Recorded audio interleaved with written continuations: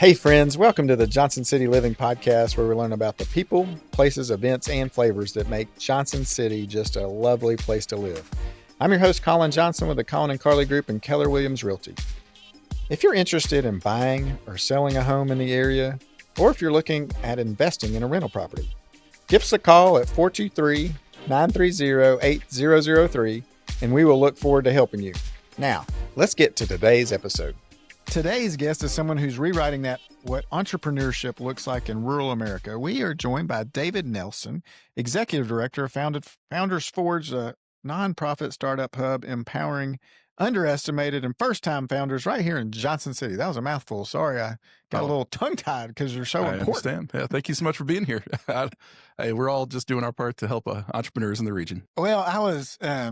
Marissa, she does a great job with Maypop Media and like setting up our guests. And I was excited to see your name on the list because I've heard of Founders Forge, know Jose Castillo, who was involved back in the day, and just was really excited to see about what you guys are doing and learn all about it and have our listeners learn about it. So tell us a little bit about Founders Forge. How did it get started? And what are you guys doing today? Yeah, I mean, really, it has been years in the making to be Founders Forge. We started, I moved here in 2014, brought my own tech startup here, and it was just this incredible journey. When I moved here, I'd been working all over the country doing startups, got to see some of the most vibrant startup scenes across the country. And then coming here, I was legitimately worried that there wouldn't be anything happening. From the outside looking in, it just didn't seem like tech startups, high growth startups, things like that were a thing. Yeah. But after I moved here, I got connected with Spark Plaza, and Jose, and still on our board today. That plugged us in, and we started finding people here were doing incredible things. The one thing that was different than the Boulder, Colorado, Raleigh, North Carolina, other places I'd been, is that the entrepreneurs just weren't coming together. And so that was really what we set out to do. And we created a group called Startup Tri-Cities. Okay. And it was not an entity, it was not a business. It was just 3 different companies saying, hey, let's do events and workshops. And we held a pitch competition. And I always think back to this pitch competition because we said, let's just have an event. We called it Pitches and Pints and invited people out. And we thought if we had 35 people show up, it would be a huge success. Right. Why 35? I have no idea. It's just a number we came up with. And we thought we'd plan it in a month, and it took us like 3 months. And I remember we went around and we told people that we're doing a pitch competition. And there were people, it was well received. They're like, oh, that's great. And then they'd say, what's that? And we said, well, it's kind of like Shark Tank. Yeah. And people were like, oh, okay. What's Shark Tank? And I remember looking and going, oh, I don't know how is this going to work? And we were at the King Center, on the 3rd floor of the King Center. And we opened the doors, not sure what was going to happen. And we had about 150 people show up to this event. How fun is that? We set it up for 50. Oh, yeah. You're like, hold on, let's get some chairs out. Yeah, chairs, tables, ran out of food, ran out of drinks. But like, I remember standing up on the stage because when we emceed it ourselves and everything. Right. So looking back, it was terrible, but it was so much fun. But I remember just going up there, we were so caught off guard by this. And we said, entrepreneurship is strong in Northeast Tennessee. Yeah. And the room just erupted in applause. And I look back and I think that right there was that catalyst moment of thinking, there is something special here that I've never seen at any of these ecosystems, these other vibrant startup places. And from that point on, we just kept pulling people together, working on building community, helping support each other as startup founders. And then I had moved on from my last business, and it was time to say, what do I do next? And at first I looked for jobs, which was not, ever, I don't know why I bothered with that. I had a pretty good exit, and I was like, what am I doing? And, but the growth had been happening so much here in terms of business and entrepreneurship growth that we finally said, if this is going to happen, we really need to get serious about it. And so we formed Founders Forge as a 501c3 nonprofit. Okay. Launched in January of 2020. Okay. Which, as we know, was a great time to start something new. Might as well. It turned out okay, though, even with the shutdowns. Right. And from that point on, we just really tried to focus on doing a lot of free one-on-one coaching to anybody that has an idea wanting to start a business, making as many connections as we can and getting them just really plugged into our region as a whole and all the businesses and opportunities here. And then just creating community. That's always going to be a part of what we do, and just bringing startup founders together and through events and all kinds of other opportunities. Yeah. If you can put words to it, what is that special mix of something that makes the entrepreneurship here so strong? I've thought about this, and we've talked about this so many times actually, and I think it really comes down to the culture that has always been here of, in other areas, and Boulder kind of made the idea of, give before you get as a theme in the startup ecosystem building Hmm. space. And I think that was always built into the DNA of people here. Yeah. And it's such a friendly place, but businesses, like we think about our main streets, they go out of their way to help each other. Yeah. COVID showed that, other things showed Oh that. my gosh. And there's just a culture of like, how can I help Yeah. first? And I think that is driven our ecosystem faster than anything else. Yeah. And just to put some numbers to it, we really got going in 2016, we had 12 kind of high growth tech product based, startups in the area that we knew of. And today we have over 100. And I would argue that Holy smoke. and there's probably more than 100. We meet new ones every day. Yeah. And that's just when we say high growth, we're meaning a business that sells their products or services at a national or global scale early on in their business. And it's located here. Located here, home based here. Most of the work's being done here. And, then we also have all the small businesses that have been, growing like crazy too, which are equally important. And so we've seen this just, crazy growth happening in that space. And I think that culture of helping each other has helped that happen. And really just bringing people together and showing that people here do this Yeah. makes a huge difference. Are, now, are you helping people mainly on like the tech side, like global commerce or, e-commerce stuff, or is it local things as well, like that are, a local coffee shop or a startup business here that sells alpaca fur? I don't, Yeah. I mean, it is across the board. I mean, Yeah. it really is. I mean, when it comes to like we measure the growth of the ecosystem by kind of the tech or high growth startups, just because they're so much more rare. Like out of the 100 high growth startups we've done 278 coaching sessions for more small hyper local businesses. And so there's just, both sides of that coin. What's interesting is that when you really look at it, it really doesn't matter what type of business you are. We're all speaking Yeah. the same language of business. Yeah. And so we've been building programs that support both. And we also, the connection side, we have mentors that can help you on the tech side. That's definitely my background. We also have small business coaches. We have, Chad Wolf that kind of launched the Trek store here and now works Yeah. for Chittleson and Bristol and helping Oh, build I a didn't whole. know. Yeah. So Yeah. he moved over to there and he's, a rock star over there helping build that business. And That's it's cool. just, I need to holler at him. yeah. So there's so much of an intermix between that. And then even small businesses now are selling e-commerce stores or selling on e-commerce through online stores and things like that. So it's really a mix of both. And I don't think any successful ecosystem can just have one. You have to have both. Yeah. That's super cool. All right, let's go back to your origin story. Where were you born? Where did you grow up? I grew up in Columbus, Indiana. So Okay. Southern Indiana, went to Purdue University. Nice. Yeah. It's funny. It was nice. I had a great time at Purdue, but I struggled in college. It was not the easy thing for me. I had it in my mind I was going to be a computer engineer, computer science, and there they wanted you to be a computer scientist. And so I really fell into entrepreneurship because I eventually found my people in the computer graphics space. And I thought I was going to be a game developer. I'd been programming since the 5th grade. I love that, building games, interactive multimedia things.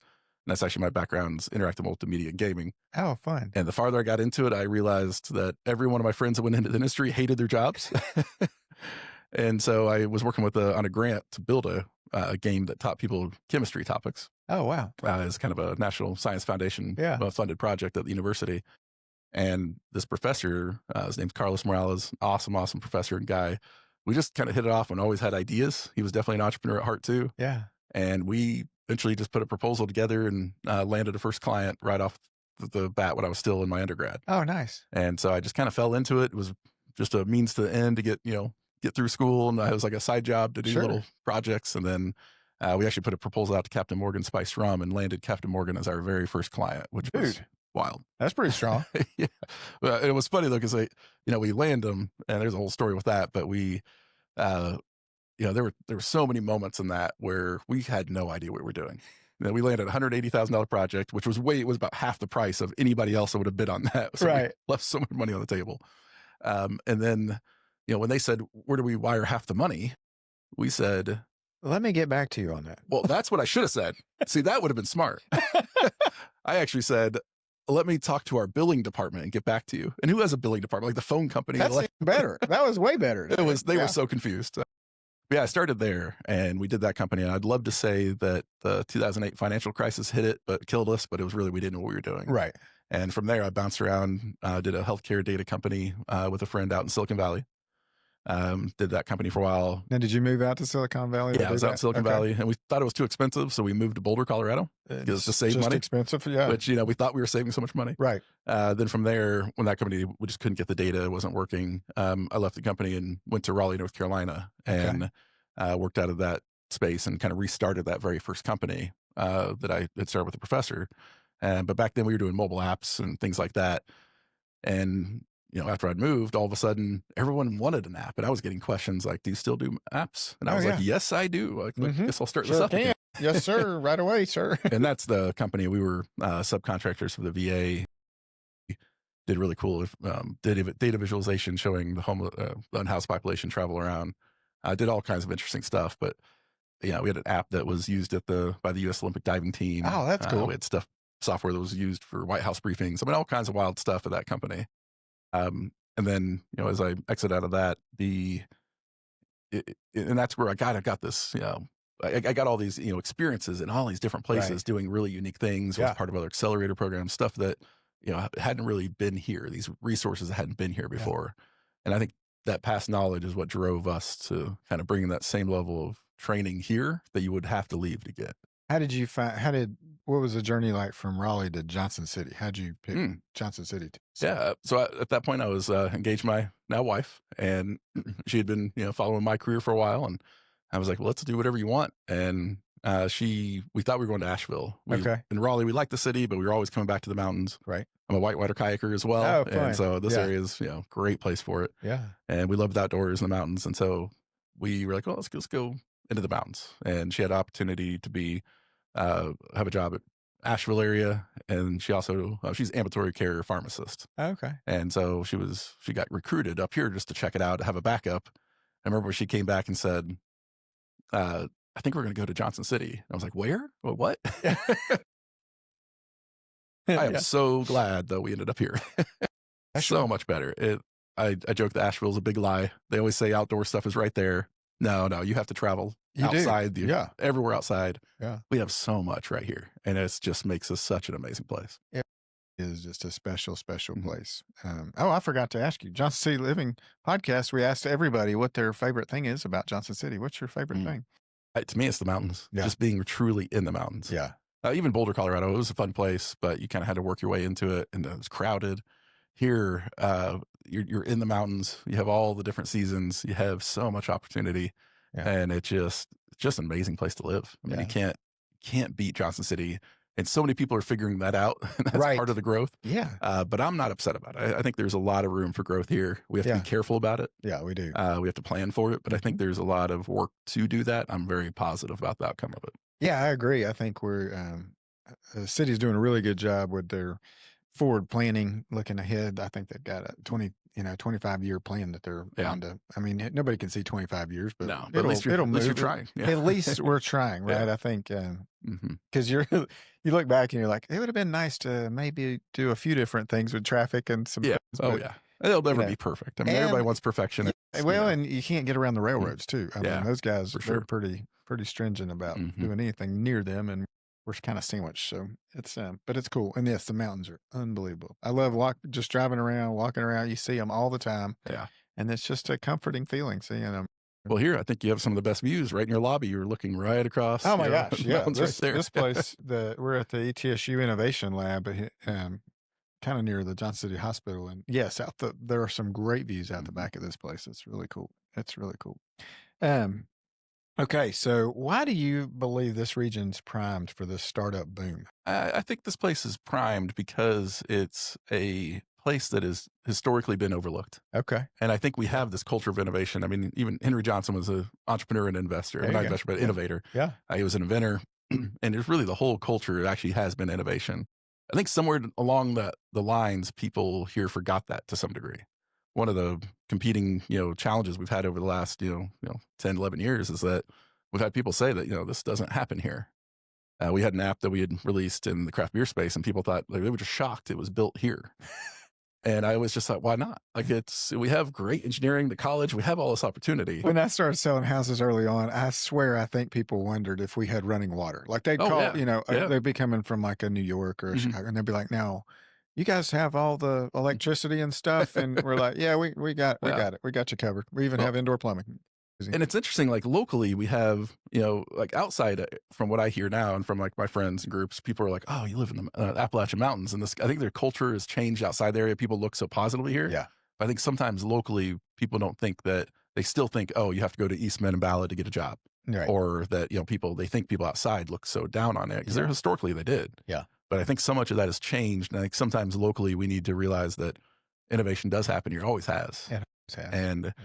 I think that's what's really because that's been untapped. Now Mhm, that the floodgates are open, people are realizing that, hey, you have all these opportunities here, mhm, but it is a different type of startup. Like I mhm. don't think we're going to see the next Snapchat or TikTok or something like that happen here. I mean, it could. It's not nothing stops it, but the resources you would need for something that scalable Right, you're is gonna need going a to lot take of you. engineers and You're tech going to go out guys. west. Yeah. You're going to go other places. Which I don't understand, like if you look at California, the pricing of Hmm. things, right? Like they could have built the Apple Ring right over here, Yeah, oh had yeah, a beautiful view. yeah, Labor is really reasonable, and we've got hmm a ton of smart people. They just need to move yeah, some people over here, right? And yeah, and it we have a part of gigapop me's here glad. too, I think, Yeah, like oh yeah. right? Oh yeah, we Yeah. have gigabit internet. We have great resources here. Part of me is glad they didn't because I don't, want That's that true type too, of growth. yeah. But Because I'm already hearing complaints about why are you moving all these yeah, people here? I'm like, it's not I'm not bringing yeah, them here. I'm just they're answering the coming one calls. way I'm or just another. picking up the Yeah, phone when they're calling. yeah. But I think it's like this untapped potential where there's so much opportunity here. But business is maybe slightly different, maybe slightly smaller. Like a lot of people don't know about Action VFX. They're a special effects company based out of really downtown Johnson City. And they're doing some amazing work It's always with incredible. Marvel, and I Yeah, if mean, you've seen a movie in the last 5 years, you've seen their special effects. their flyer stuff is Yeah, unbelievable. and then have you guys talked with Green Llama?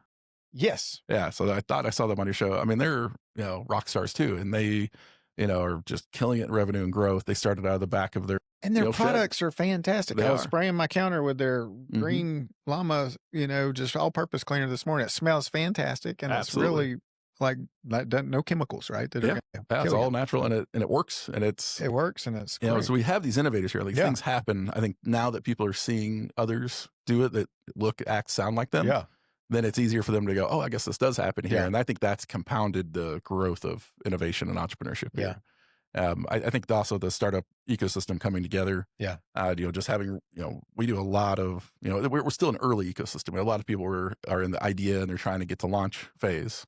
So even out of the 100+ startups we have, the vast majority are still kind of early stage getting going. And so we have these massive opportunities ahead of us. And as those companies mature and grow, we're going to see some take off. Some are going to fail. Some are going to restart and to do something new.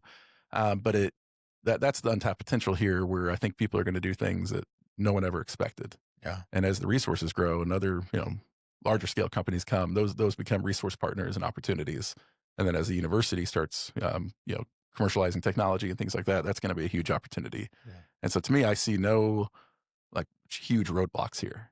I think the Gotcha. only roadblocks are, do we do things that prevent, them to do, have growth? But I don't see any of those right now. I think Right. it's Tennessee's a great place to start a business.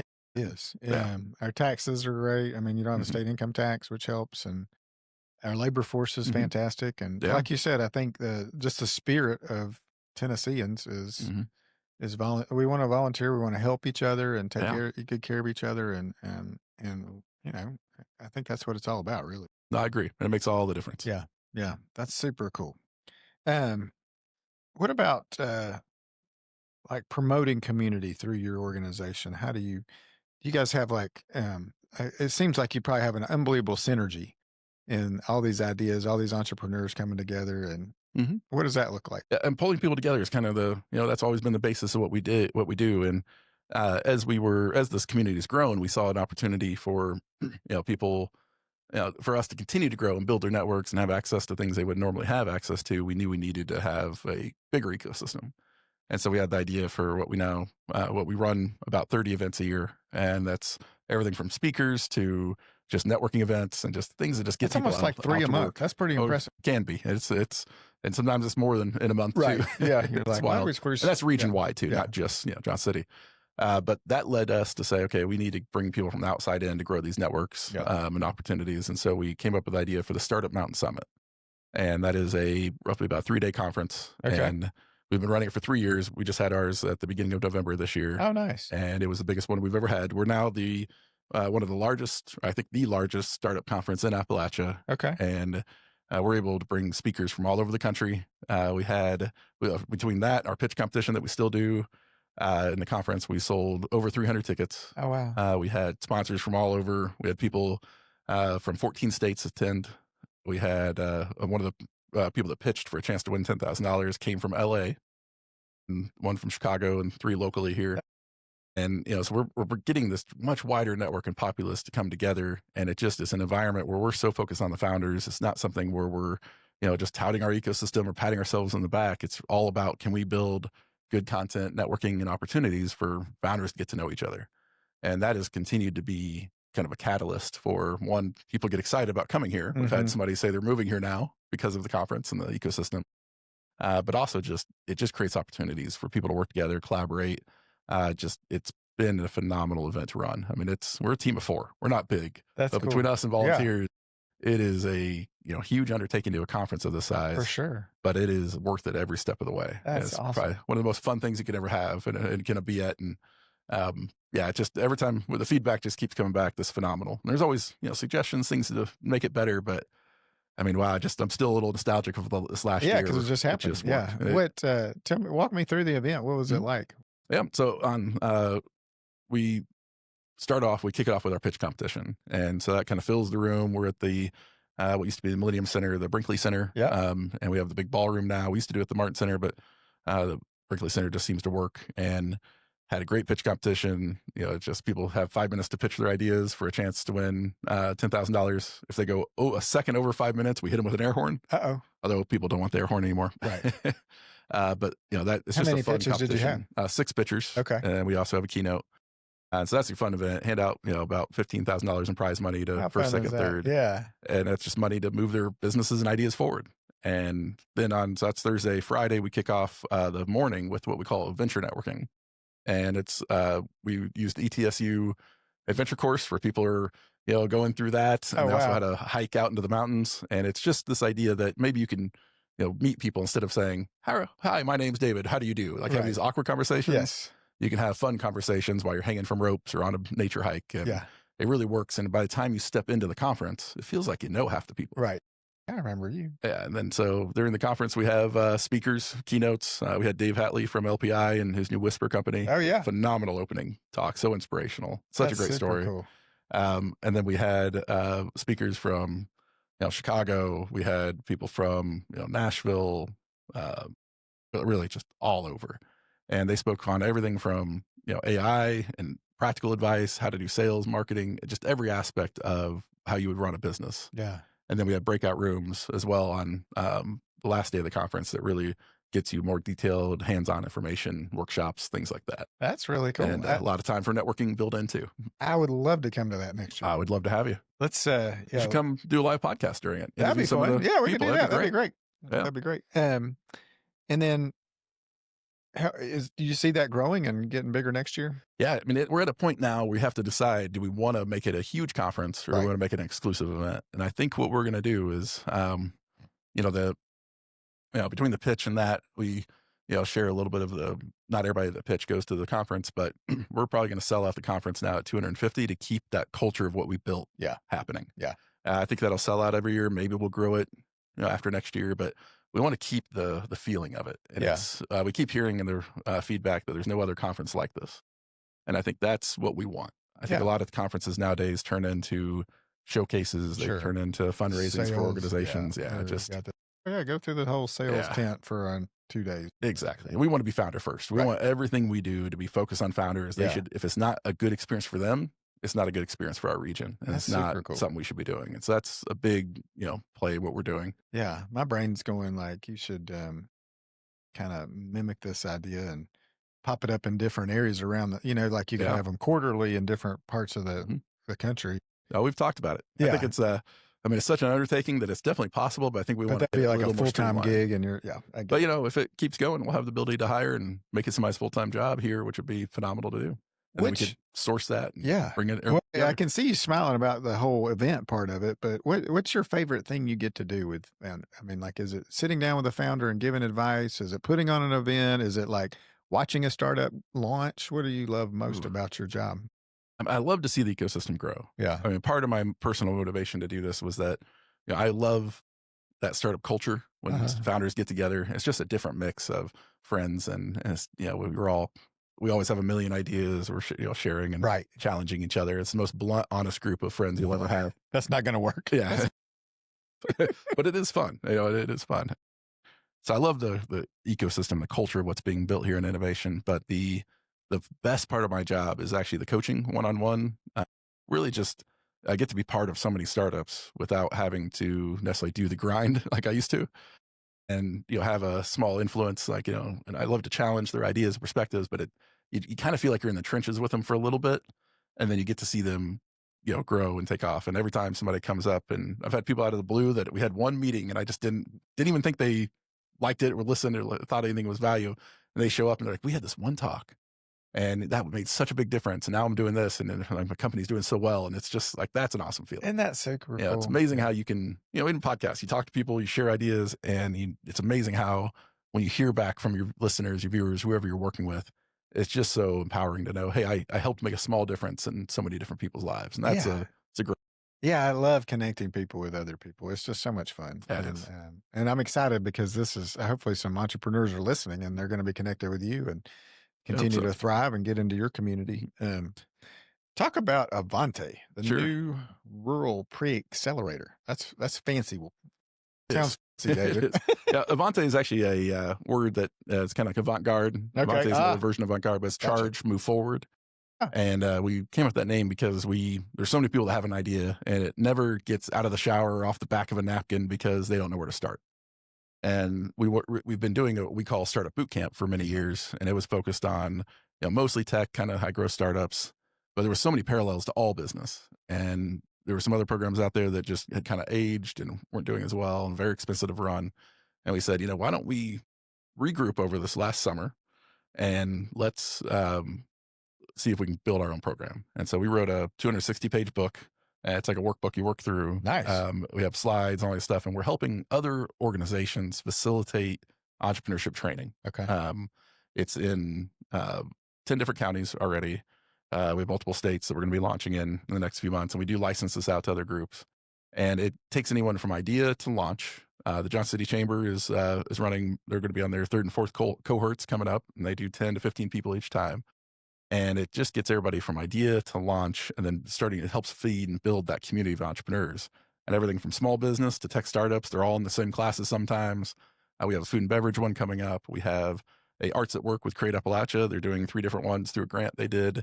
And then we're also, just continuing to push this out. And we've built a program that we can license at a rate that makes it work for us as a nonprofit, but also as they run the program, the organizations can actually make a small profit out of running it, which is important for it to be good for them, Hmm. because as they have more resources like chambers of commerce and entrepreneurship support organizations, they will put that money into support and grants and other things for the entrepreneurs.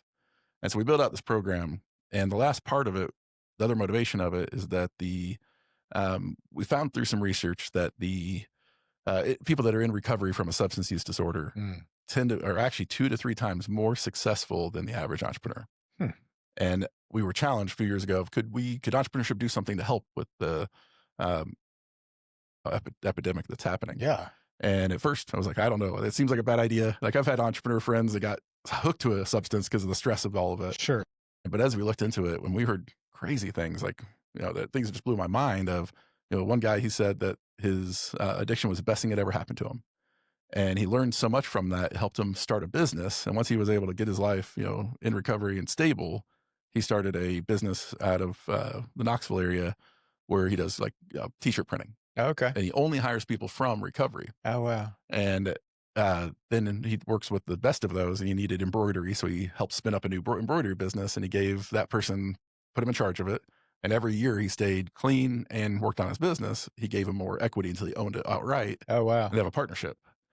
We also met a woman who she was had a felony on her record, couldn't really get a job. Right. She was struggling, and her counselor said, Mary, you should, start your own business. And she was like, I don't know anything about starting a business. And her counselor was like, yeah, you do. Supply, demand, sales, marketing. I mean, you were a drug dealer, and she was a very successful drug dealer until she got caught. Yeah, but now she owns one of the most successful cleaning companies in the Sparta, Oh, yeah. Cookeville area. There's so many good stories like that. So we're taking Avante and we're raising funding to embed this in the recovery centers and support organizations to help start doing this across our region and beyond. Yeah, and that seems like something maybe other cities could start implementing as well. That is the hope, and we're trying to help find funding to help them, because I think that could make a big difference. I follow a guy named Grant Cardone because he's a big real estate guy now, and his story the other day, he said he was a recovering drug user, and he said, he goes, I was looking one day and I just knew that if I went back to that, it's not going to be good. So I just decided to go all in and work my tail off to keep me busy. So I didn't do that.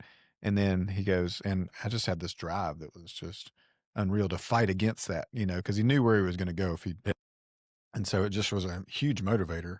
And now he's got, $1 billion company. It's just unbelievable. And it's amazing that, some of the ones we've interviewed and talked through our research, they've said that the skills they learn having an addiction, like problem solving, finding a way, no matter what, you found a way, to keep going. Yeah. When you take that and you put that for good and you put that towards a business, you have some of the most tenacious people you'll meet. Yeah, and so I'm not surprised grit, at all. right? Oh, it is grit, pure grit. And it's funny you say grit. Actually, just recently we had a article written about our region and our startup ecosystem in Forbes magazine. Oh, wow. And the title was about how grit first founders were built, like reshaping their entrepreneurship ecosystem. Gotcha. And I love the title of that. Grit first. Because this area is grit first. I mean, it is, from the earliest days to every aspect of it, that grit first piece is phenomenal. And I think when you ask that question, what really sets this region aside? It's our region's grit. Yeah. We grew from, people who had nothing, right? And living in the mountains is hard. Yeah. And so I think that just has carried on through, and it's just beautiful, really. Oh, it is. It is. And that's why our city's it's just growing and developing. It is. That culture just, we just got to embrace that culture and know that innovation and entrepreneurship does happen here. It's currently happening here, and it's going to keep happening here. Yeah. What would be some advice for somebody that you're saying, that's thinking about getting going with a business or something like that? What would be the first step? They've got an idea. Let's just take me through the whole thing. Right? Sure. I want to start a milkshake company that makes the best milkshakes in the whole world, because I love milkshakes. A milkshake business would probably do well. Oh my gosh. So good. Really, I think it's the first piece of advice we always have for everybody is, are you really doing the business you want to be doing? Yeah. Most businesses, getting through that 5-year mark is a hard thing to do. Sure. And that's a lot part of your life. You're going to put everything into it. Yeah. And so you better really realize that you love that. Yeah. I had a friend who was creating software for funeral homes. Oh, wow. And which is great. He was making a ton of money, but he didn't like it. Right. And it wasn't for, everybody made the jokes of it's a dying business, all that stuff, but really it was that he was a strong technical founder trying to get new software into the hands of people that didn't like technology. Right. And so the conventions and everything else, he's like, it was quirky. It was an interesting industry, right? But it wasn't for him. Right. And then he found himself like, why was he doing it? Yeah. And he spent like 12 years of life doing that until he eventually sold it, probably way too early. Right. And, he was still made exit. It was great, but try a multi-million-dollar business that he just hated. Yeah. And to really knowing you want to do that, it's different to own a coffee shop than like drinking coffee at a coffee shop. Right. But from then, we really want people to go out and validate their idea. You want to fail either in an Avante class or through some coaching sessions or before you get started. Right. You're telling me not to go get Don't get a 5-year lease. I know you have real estate. Don't go get a 5-year lease. Not yet. Because you want to get people a lease, but you sure don't want them to. That's right. I'm going to sell, just tons of shakes, David. It's going to happen. And so the question's, how do you prove that? And that's where, Green Llama, they were never going to make all their money at the farmer's market. Right. But by going there and selling it, that was a chance to find out, do people like it? What products they like? Can you gamify? They had little tokens. You voted on what you liked best. And that led them to know what sense and you're doing R&D. You're getting feedback from your Yeah. And those early days, validation's so key. And so I love to say, can you figure out who would give you $1 for what you're doing? Even just $1. Yeah. And then from there, it's really buckling up and figuring out, how do you get your product or service built ready. Right. And if it's a, retail location, I mean, there's exceptions. If you're doing a medical device, you're probably not going to get $1 for your medical device. But in the general sense, Yeah. hope not to. But general sense, like most business, you could do some validation for. But for that point on, it's buckling down, getting the product or service really figured out. Yeah. And then the thing that we always preach is that if I've learned anything in all my years of, I've started 6 companies now in a nonprofit, the product and service is the easy part. Everybody thinks getting their website or whatever built is like this huge mountain you're climbing. And you feel like you've reached the summit only to look up and you're at the false summit. There's a huge climb ahead of you. And that's the marketing and sales. And that is everyone says they don't want to do sales, but that is what makes or breaks, the business. And the Gotcha. founders are usually the best at sales. Right. And so really buckling down and understanding that, if you like what you do and you believe in it, it's not going to be as hard to go out and sell it. And so Yeah. having a real plan beyond the product to really sell and build that business out is such a key part. And I think back when we landed Captain Morgan, we basically fly out to New York. Of course, they thought we could just show up. We didn't fly out. We drove out to New York. They said fly out. We drove from Indiana there. It was like 12, 13 hours. Go on this meeting at a 43rd floor and we negotiate. And, we're whispering like either how much would it be to do this? How much would it be to do that? And we're like whispering like, I have no idea. Like, what do you think? I have no idea. We're just throwing out ballpark numbers. And they're like, finally, okay, let's do that. And we left going, well, now what? We didn't have a name. We had no company name. We had no business, entity. We had nothing filed. We had nothing. And 3-day weekend, roughly, we've had a company name figured out. We got a bank account. We contacted them. We opened our business account with a $90,000 wire transfer. Boom. But when I look back, even though we did all that on accident, there was something genius about going out and getting that client, proving it would work before we spent any time or money on anything. Right. And not every business can do that, but if it can, you should find out a way. Yeah.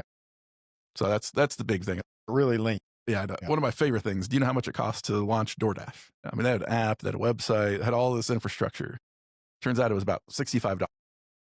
They went out and printed a bunch of flyers and put a phone number, a Google Voice number on it. And the story goes that they, put all these flyers up and then went, maybe we should ask these restaurants. And it said, if you want to order food, we'll deliver food from these restaurants. And then they went to the restaurant and said, can we deliver this food? Or we're going to pay full price and everything. And it was 2 founders. Restaurants were like, wait, you're going to do free delivery for my stuff? And they're like, well, we're going to charge a couple dollars extra. And they're like, yeah, do it. Within hours, their phone started ringing off the hook. And they went and delivered everything by hand or car or bike themselves. And they would collect their emails for receipts and they would follow up and say, what was a good, what was your experience? Do you like this? Oh, I love this, Kung Pao chicken. Did you like it? And they'd have all these good one-on-one conversations. Yeah. And they got so much feedback from that. And it got so busy, they eventually had to shut it down. Then they turn around and go to investors and they raise an insane amount of money and they build DoorDash to what it is today, for better or worse. Right. And but when you think about the logic of that, most people would try to build that first. Yeah. Finding a way to do that, to validate and prove it, Mhm. that's what we teach here. That's what we want our startups and our founders to do, because that will get you on a path to success or give you enough time to change and find a new path to success if needed. I love it. I love it. What are you looking to the future? What do you see for Founders Forge in 5 to 10 years? Do you guys have a trajectory kind of Yeah, set? I think when we think of Founders Forge, we actually think of the startup ecosystem. Yeah. And I think that's, we're so mission driven on what we're trying to do. And we believe in it so much that, we really see our region as a whole becoming a startup hub. And to be very clear, we have no intention to try to build a Silicon Valley here. It's not even possible. We could talk all day why that's not even possible for that to happen. And we don't want it. No, we don't. And but it's just not the reality of what's going to happen. What we want to do is we want this to be the model for startup, like how you build a startup ecosystem in a city of this size. I think in 5, 10 years, people are going to continue to look at us and really, they're going to start coming here and going, how did you build this? How did this area thrive in this way? And I think we will be the model for that. And that's what we're working towards. And I think we're going to do that by helping people, build companies that not only change their life and their families' lives, but also the lives of all of us in this community. It's going to make a more vibrant, interesting community. And it's also going to help make a better world, I hope, for everyone else in the surrounding area. Yeah, I agree. I think we're getting a lot of cool people moving here, and it's just making it. Yeah. It'll be making more and more fun, and hopefully So it is.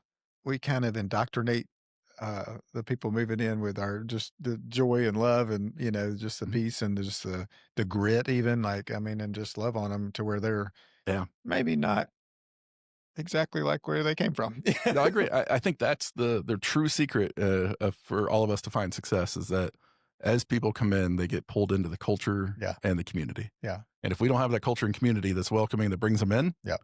like we got to rethink that. No, And and I think that's something we've got to work on. I mhm, mean, it's not because it takes a little effort to go out of it your way does. to love on somebody a Yeah. little bit. But that's what this place, I mean, when I moved here, it was one of the friendliest places I've ever lived. Yeah, that's what I, people say all the time. I remember going to the grocery store and, I'd say, they'd say, "How are you doing?" I'd be like, "Good. How are you?" And they would tell me how they were really doing. And I'm from the North, in the Indiana area. And I'd Right. be like, "What are, like, what? I just need to check out. Like, I need to go. I want to go pick up my son." But nowadays I find it where, when somebody asks me how I'm doing on the side or whatever, I start telling them stuff. Back home over the holidays, I was, visiting family and they asked me and I found myself doing it. I was at a Yeah. grocery store and a friend of a friend started asking me questions and it was supposed to be how's it going? And Yeah, and move on. I Yeah, realized I've changed and I've changed for the better. good. And I think that's the piece that we need to make sure we keep and we don't lose that. I I love it. What are some of the cool ideas that some people are working on right now that you're like, I think this is going to take off? Oh, there's a lot. I mean, I think Green Llama's taken off. Yeah. Personality Pool, are you familiar with them? They're What out of is that? Kingsport. Lauren Mullins, rock star startup. And it's a personality first hiring Okay. platform. Yeah, that makes a ton of sense. And just make sure they fit their culture fit before you get going. And they're mainly for, anything from hourly jobs to, factories to food and beverage service. But it uses AI in a Yeah. creative way Yeah. where they help you figure out the culture of your business. And then you ask questions and actually you submit a video and it, watches you and what you respond with. And it gives you a personality fit score. And they're working on their own proprietary algorithm, which I think they're just about ready to finish. And it's just so innovative. And Lauren is not a tech founder. She will tell you right off the bat, she's not a tech founder, but she is a mentor to all of us. Like she has just been a rock star, figured out so many things, very humble, just very, kind to other Yeah. entrepreneurs, and just a model of what we want founders to be here. And they're seeing a lot of great success. They've raised, over $500,000 now in Nice. investment capital, Yeah. and it's growing. But we also have brand new ones that are, trying to think. We have one that's won a bet, and it's a it's pseudo gambling. It's more fun gambling, not with real money. Right. Just if you're watching a TV show, reality show, and you're wondering if this person's going to get voted off Survivor, you Oh, can yeah. bet tokens with your friends. And Okay. so it's just kind of a fun social game Yeah. that kind of simple. It takes advantage of the excitement around like FanDuel and the sports betting without the money piece to Without it. Where it's losing your just fun. house and your Exactly. total. Yeah, kind of a friendly piece of that. So, I mean, we have across the board all these ideas. Years ago, I was in Silicon Valley. We were in San Francisco, and we couldn't get a cab. We're celebrating a friend's birthday. We're trying to leave. And my buddy goes, "I'm just going to try this app and see if we can get a ride." We've called like cabs 5 times, and they usually pick somebody up on the way, and it was a huge mess in San Francisco. And he's like, "I'm going to try this new app." And all of a sudden, this black car shows up. The guy gets out in a tuxedo, and it's a black Escalade, and it was Uber. And Uber, when it first started, was more of a limo service almost. Oh, okay. And I got in the car and I sat in the back and was like, "This is the most Silicon Valley thing I've ever seen. This is never going to work." And I just bashed it for the whole ride back. And my friends have never let me forget that. They're like, Yeah. "Oh yeah, you're helping entrepreneurs. You're the one that didn't believe in Uber." Yeah, you make some good calls. But it taught me that at the end of the day, you can't choose who's going to be successful. Right. And so we support the crazy ideas, the good ideas. What's one of the everything in between. craziest ones you've heard? We had my favorite was a Airbnb for unhoused people. So it was basically like, "Oh, you should just, have an app there. You just make your house available for people that need a place to stay," which there's something altruistic with that. I kind of like it, but there's so many logistics with that would be a challenge. So, but they also pivoted and made it a app to help. Like if you have somebody that needs help or somebody that's, going to be on the street, you can help find them resources. Oh, that's cool. So something goes from crazy to like, "Oh, this is pretty useful." Yeah. It's kind of a nonprofit app now. But that was my favorite they were just like, everybody has a couch. We're going to let anybody that's unhoused stay on your couch. I'm like, okay, that's Couch surfer. a challenge. There you That's an idea. It's I won't say it's a bad one because who knows? we don't want to say any ideas are bad. I messed it up on the Uber, but yeah. Yeah, but it's been across the board, just all kinds of things that have come up, and we support it and challenge every idea they have and see where it goes. That's awesome. And if somebody's listening and they want to get involved with Founders Forge, they maybe want to be a mentor or a sponsor or something like that. How do they hook up with you? Well, we love sponsors. So, if you want to sponsor, that's always a great Sponsor's thing. good. I like how the entrepreneur leads with, like, I love that we you could use mentioned little, that. Yeah. little cat. And also, there's so many people in the community. Sponsor has been great for us and for all the ecosystem. But really, anybody that's wanting to get involved as a mentor or just involved in the ecosystem, the best way is go to foundersforge.com. Reach out to us. We'd love to chat with you. We also are getting ready to post all of our events for 2026. Okay. Kind of low right now, but all that will be posted by end of December, beginning of January. So come out to an event, just meet people. Yeah. It's about that community side. And also, if you're looking to start a new idea, hit us up. There's on our website, you can schedule a coaching session.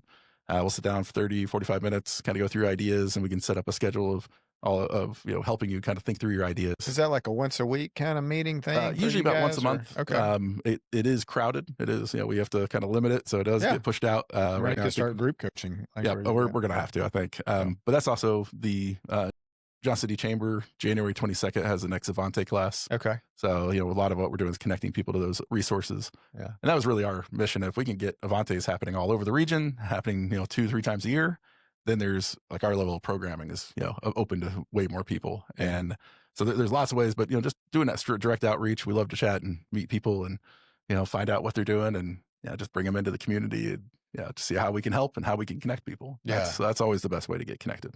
It is a lot of fun just connecting just people. It takes me to Summit, which is connecting the right people with the right resources. It's a great organization. Yeah, Summit's another great partner. They've been very supportive of us. We love working with them.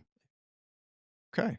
What's something that we didn't talk about that's tied in with Founders Forge that I maybe about forgot? a lot. We did talk about a lot. I think we hit a lot of it. I don't know if there's something we missed. No, I think that's everything. It's Okay. yeah. All right, lightning round. We like to ask people where they like to get coffee first. Where do you go for coffee? Moon Coffee Shop's my The place. Moon. I love the Moon. Our buddy Brett, he gets a lot of shout outs on this podcast. Yeah, All right, where are you going great. for a burger? Probably Label. A Label? That's actually hard. Label is probably, they're like at the top. I like the Label list. Burger, but I also really like gourmet burgers also.